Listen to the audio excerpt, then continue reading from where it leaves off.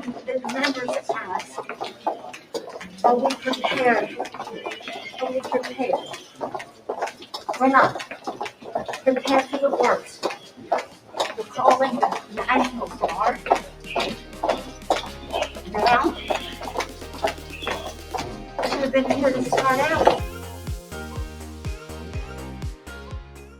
Yesterday, Special Prosecutor Jack Smith delivered 4 new indictments out of Washington, D.C. against January 6th against Donald Trump surrounding the events of January 6th. Now, you may be saying, wait a second, what are you talking about? Aren't these the charges that got pushed back by the Supreme Court and sent back? Yes, that's exactly what charges we're talking about. And you may be asking yourself, wait a second, didn't the whole classified documents hoax that came out of Mar-a-Lago, didn't that get thrown out by a federal court? And didn't that federal judge say, hold on a second, Jack Smith wasn't even approved by the Senate, and he's probably an unconstitutional prosecutor in the first place. So what the hell is he doing bringing more charges? Yes, you're right. It's that Jack Smith, the guy who probably even shouldn't be a special prosecutor because it was never approved by the Senate. There's no stopping this guy. Of course he brought new indictments against Donald Trump. And just so you know, this is not going to see a courtroom. There's no way it's going to get tried even remotely before Election Day. So why did he do it?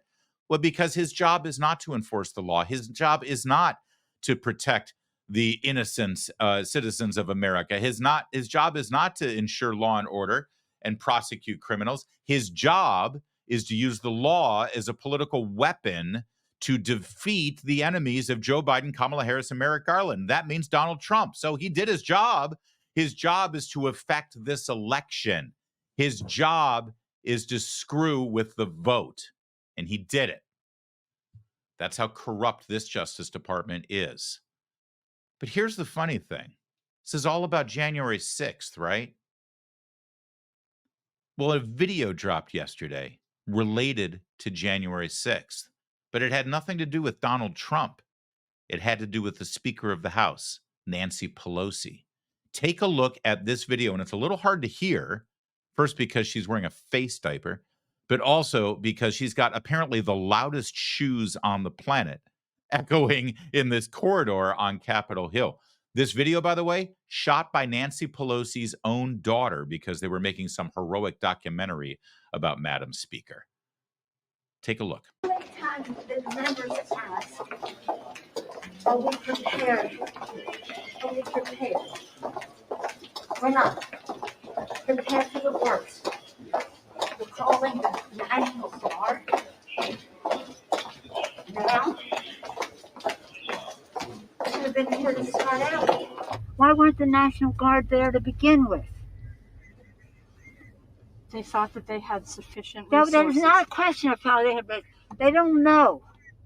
They clearly didn't know, and I take responsibility for not having them just prepare for more. All right. Now, that second clip, we've already looked at that one. We got that a few months ago. That's her in the back of the limousine, again, challenging why the National Guard wasn't there.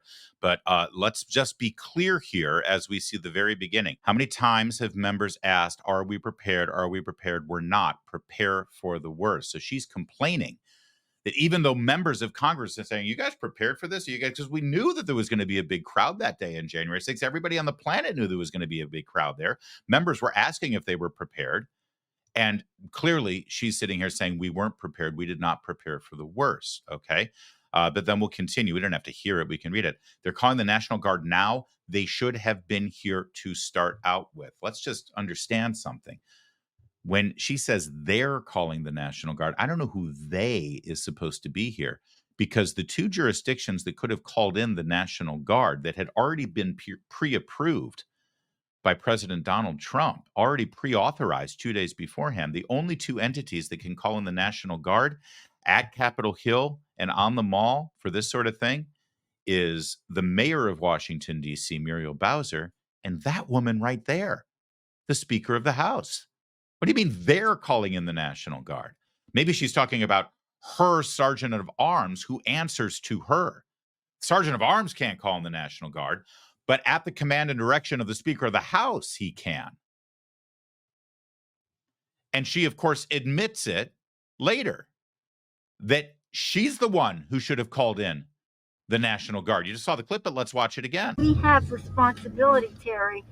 We did not have any accountability for what was going on there, and we should have. This is ridiculous. You're going to ask me in the middle of the thing when they've already breached the inaugural stuff that should we call the Capitol Police? I mean, the National Guard? Why weren't the National Guard there to begin with? They thought that they had sufficient That resources. is not a question of how they had been. They don't know. They clearly didn't know, and I take responsibility for not having them just prepare for more. That's a fascinating video, and especially considering, as I framed it for you just now, the video dropped the exact same day that Jack Smith brought new charges against Donald Trump for January 6th. No charges against Nancy Pelosi, but there are charges against Donald Trump. Now, I want to tell you a little story here to put this in context, because what you saw there was Speaker of the House Nancy Pelosi frustrated and angry at her own staff. You don't hear her saying, "What the hell was Donald Trump doing? Why didn't Donald Trump call in the National Guard? Why did he incite this mob? Why did he incite this insurrection?" You didn't see any of that from Nancy Pelosi. That was the story the next day. But in the heat of the moment, as it was going down, you saw Nancy Pelosi angry at her own staff and at herself, taking full responsibility because they did not prepare for the worst and they did not call in the National Guard. Now, I want to tell you a little story. You remember the 2016 presidential election? It was a good one, wasn't it? Donald Trump versus Hillary Clinton. And everyone knew Hillary Clinton was going to win that race.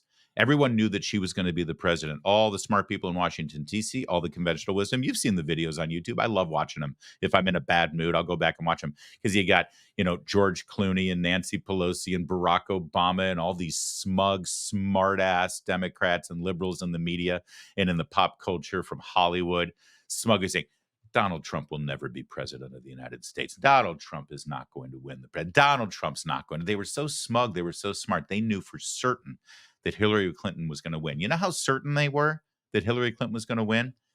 The Clinton campaign authorized 2 journalists to have full access to this campaign, to Hillary Clinton, to John Podesta, to the campaign managers, to the staff. They wanted a historical account of this historical moment, the first female president, Hillary Clinton, the transcendent political figure that walked amongst us. They called the book Shattered, right? Because the book was supposed to be about Hillary Clinton shattering the glass ceiling and finally becoming the first female president. Now, of course, we know what happened. And ironically, these journalists who had all this access, they had a great book. I've read the book 3 times. It's fantastic. I recommend it to you. And they kept the title. It's still called Shattered. Of course, it takes on a different connotation because all of their hopes and dreams were shattered, which is just delightful. Well, I've read this book many times, and there is a passage in the book about a scene that takes place a couple of days after the election. Hillary Clinton, John Podesta, and the campaign manager, they have a meeting to sort of do a post-mortem. First of all, to figure out what went wrong, but more importantly, to get their story straight about what they would say going forward. I've written about this book. I've written about this specific moment, actually. So was my buddy Joel Pollack over at Breitbart. I think my columns at the time about this showed up at the Washington Times. I was writing for the Washington Times at this time. But take a look at it. Because in this passage, Hillary Clinton, John Podesta, campaign management infrastructure, they decided on what their message would be, their explanation, their excuse as to why they lost the election. They decided it was Russian collusion. They decided at that meeting that the election had been hacked, that the election had been tampered with. Donna Brazile, in fact, who had been the chairwoman of the DNC, she wrote her own book, and her book was all about the hacking. In fact, I think the title of that book was Hacked. They decided after the fact, not in the heat of the moment of their loss, but no, after the fact, they had to come up with a story. And the story was Russian collusion. Vladimir Putin stole the election. Donald Trump stole the election. And of course, we see how that narrative took off. We see how the media grabbed it because, see, they had to cover their own ass too. How could we have been so wrong? How could Jake Tapper have been so wrong? How could George Stephanopoulos have been so wrong? How could all of the smart pundits and pollsters been so wrong? How could Stephen Colbert been so wrong and Jon Stewart been so wrong? How could Jimmy Fallon have been so wrong? How could Saturday Night Live have been so wrong? How could we all have been so wrong? Well, the only answer is we weren't wrong. It was stolen. It was unfair. It was Russian collusion. And that's how that story took off. Now, I tell you that story. And again, don't just believe me. Check me out. It's the book is called Shattered. And again, if you do a search on my name, Washington Times, Russian collusion, Shattered, Joel Pollack, Breitbart, you'll see I've written about this multiple times. I tell you this story now because that's exactly what we're seeing here with January 6th. There's video evidence of Nancy Pelosi in the heat of the moment explaining exactly who's to blame for what happened on Capitol Hill that day. Searching for answers, admitting her own mistakes, admitting her own fault, admitting her own responsibility, frustration and anger that the National Guard wasn't there. And we all know who is responsible for calling in the National Guard. But then, within 24 hours, a narrative had been created. It was an insurrection. It was an attempt to overthrow the government. It was an attempt to vandalize the Capitol, to murder members of Congress and the Senate, to murder Mike Pence. And it was all Donald Trump's fault because it was an insurrection to take over the United States government and upend the election. Now, nobody really, really believes that. The Democrats who say it all the time don't really, really believe that. Joe Biden doesn't really, really believe it. Kamala Harris doesn't really, really believe it. None of them believe it. They all know the truth about January 6th. But the narrative was set. They had to have that storyline. And just like the Russian collusion hoax, it got infiltrated into the Justice Department and people needed to be prosecuted. Funny thing, though, of the 1,000 people who have actually been arrested and faced charges surrounding the events of January 6th, not one of them is actually facing any charge of insurrection. And even with these charges yesterday with Jack Smith against Donald Trump is not facing one charge of insurrection. But the narrative was sent, and it had to be followed up. Just 1 month ago, Donald Trump sat with Kristen Welker, Meet the Press, for an exclusive interview. You know, one of those things that Kamala Harris still refuses to do one-on-one with any legitimate journalist. Not that Kristen Welker is one of those. And they had a conversation about January 6th. And I want you to watch this because Donald Trump explains, no, we've already seen it's Nancy Pelosi should have had the National Guard there. She was the one who was negligent. She's even said herself that she's negligent and responsible. Kristen Welker, the moderator of Meet the Press, the moderator of one of the presidential debates in 2020, Kristen Welker seems unclear and completely ignorant to the video that you just saw. Watch. By the way, on that day, Nancy Pelosi, why would I tell you that? Listen, Nancy Pelosi was in charge of security. She turned down 10,000 soldiers. If she didn't turn down the soldiers, you wouldn't have had January 6th. Did you call military or law enforcement? What? Did you call military or law enforcement at the moment the Capitol was under attack? I'm not going to tell you anything. Let me put it this way. I behaved so well. I did such a good job. Nancy Pelosi turned down 10,000 soldiers. If she didn't do that, and now Nancy Pelosi doesn't have the authority that you have as commander-in-chief, though. Listen to me, Kristen. Listen to me. I understand that the police testified against her, the chief very strongly against her, Capitol Police, great people. They testified against her, and they burned all the evidence. Okay, they burned all the evidence. They destroyed all the evidence about Nancy Pelosi. What do you say to people who wonder why you as commander-in-chief, you have authorities that Nancy Pelosi doesn't have as commander-in-chief? No, she has authority over the Capitol. Why didn't you send help in that moment, though? let me answer the question here. I don't remember what Donald Trump's answer was here, but I know what the answer is. Kristen Welker is so ignorant of our Constitution and our laws that she doesn't know. The President of the United States and the Commander-in-Chief, yes, does have quite a bit of authority when it comes to the military. But you know what the one authority he doesn't have? He does not have the authority to call in the United States military for a domestic issue. We don't want the President of the United States to have that kind of authority. These people are all screaming and terrified that Donald Trump is an authoritarian, but now at the same time, they're angry that he doesn't call in the military for a domestic concern. He doesn't have that authority, nor do we want him to have that authority. All he can do is pre-approve it if those who do have the authority can call it in. The president doesn't call in National Guard or the United States military in moments like this. The only time that they can do it is to override a governor's illegal actions, as we saw with Dwight Eisenhower in Arkansas when Democrat governors refused to desegregate their schools because, Democrats are racists. All right, let's continue with this clip because it's incredibly important here, considering Jack Smith and the Democrats and Joe Biden's Justice Department and Kamala Harris's Justice Department have decided to inject January 6th back into the narrative on the same day we see this video of Nancy Pelosi admitting her own culpability. Frankly, just so you understand, I assumed that she took care of it. She turned down. So when you realized that the National Guard wasn't coming, Well, you don't realize anything until quite a while. National Guard not coming. I asked it to be there 3 days in advance, and she turned it down. That is 100% correct. And here is Kash Patel. Now, Kash Patel used to work in the House of Representatives as the lead counsel for the Intelligence Committee. He also used to work in the Justice Department. At the time of January 6th, he was, I believe, the chief of staff of the Pentagon, or forgive me for not having his title, but I know that on behalf of the Trump administration, he was a chief liaison to the Pentagon.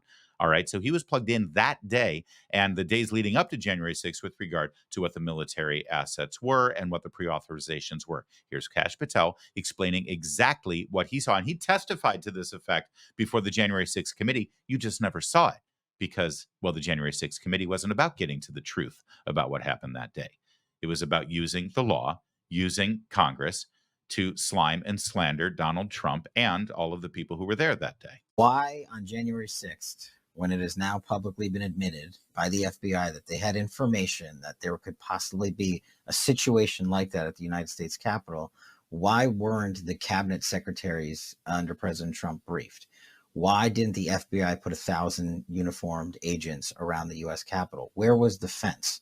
Right? These are the lackings that led to January 6th. These are the mistakes, intentional or otherwise, that led to January 6th. And if you look at the video from January 6th, and they still won't release all of it, an entire side of the Capitol, I believe it's the south side, was totally unmanned. No police officers whatsoever. And that's where the crowd first came in through. And you have to ask yourself, what happened on January 6th? Now, look, I was chief of staff of the Department of Defense on the 6th. We had offered the Capitol Police and Mayor Bowser of Washington, D.C., thousands of National Guardsmen and women 2 days before January 6th, and they turned us down. So it could have been prevented. So could it have been just not a lot of information sharing happening? I think it was not enough information sharing happening. And I think what people now are starting to realize is that the protecting of the U.S. Capitol on a day like January 6th is a law enforcement function. You cannot have the United States military descend and occupy the area around the United States Capitol. It's literally illegal. But they can assist their law enforcement partners through a request from the mayor or the governor or the Capitol Police. And that's what should have happened. And that's what we told them they might want to consider, but they flat out rejected it for political reasons. That is correct. That's 100% correct and completely backed up by Donald Trump's knowledge of the situation, as you just saw in his interview with Kristen Welker. And the National Guard was on standby. They saw what was going down. They were ready. The Armory in D.C. is actually just probably a mile, if not less than a mile from Capitol. If you look at a map on whatever, web browser maps app that you like to use, Go look at where RFK Stadium, where the Redskins used to play back when we were allowed to call them the Redskins, the old RFK, senior, not junior, not FedEx Field where they play now. But the RFK, if you look at where RFK Stadium is, which is just adjacent to the Capitol, that's where the Armory is. That's where the National Guard stages and sets up. They could have been there at any moment. Kash Patel, right there. He said it under oath as well. We pre-authorized this 3 days before, thousands of troops to be able to assist the Capitol Police. And you just heard, with all the law enforcement agencies that intersect in Washington, D.C., and there are a lot of them, there's D.C. Metro Police, there's Capitol Hill Police, there's the Park Service Police, there's Secret Service Police, FBI has police in down. There's like 8 different law enforcement jurisdictions that all intersect in Washington, D.C. But ultimately, it's those jurisdictions who are responsible for keeping the peace during a domestic law enforcement issue like this. Whenever there are marches, whenever there are riots, whenever it's Black Lives Matter, whatever it is, it's not the U.S. military that gets called in. So now we go back to Kristen Welker hammering Donald Trump. Why didn't you, as the fascist authoritarian you are, call in the military? And of course, he's damned if he does, if he damned if he doesn't. If he had called in the military, first of all, the military would have said, I'm sorry, sir, but we can't do that. That's unconstitutional. Click. But if they had said, all right, President Trump, you're the commander-in-chief, we'll go ahead and do this, then they'd string him up for being a fascist for using the military against American citizens. So let's now turn back to the completely uninformed Kristen Welker after she hears Donald Trump say, we authorized the military ahead of time. Nancy Pelosi turned it down. She says that request was never officially made. Oh, just stop so it. you know. Let me just tell you. Let me ask you The about mayor of pardons, let me Mr. tell you. President. The mayor of D.C. gave us a letter saying that she turns it down. Okay, we have it. Nancy Pelosi also was asked, and she turned it down. The police commissioner I'm talking of about Capitol the day Police, of, though. wait a minute. Yeah.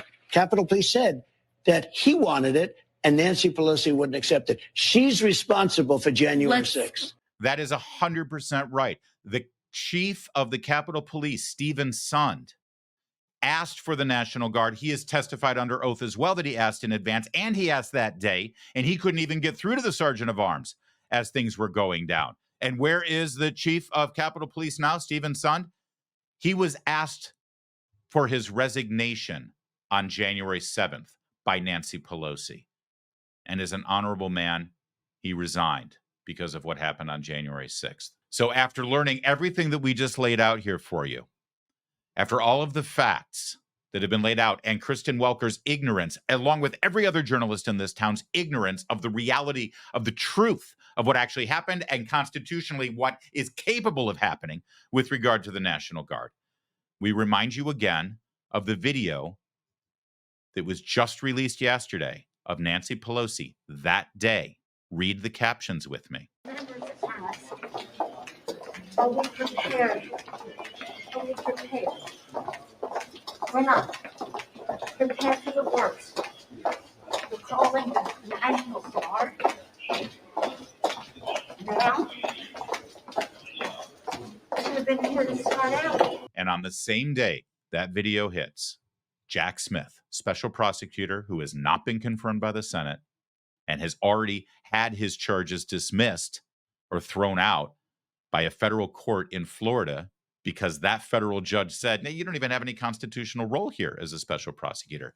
Jack Smith used his power 70 days before the election and about 2 weeks before early voting begins in many states to bring 4 new charges against Donald Trump related to January 6th. Not against Nancy Pelosi, not against DC Mayor Muriel Bowser, against Donald Trump.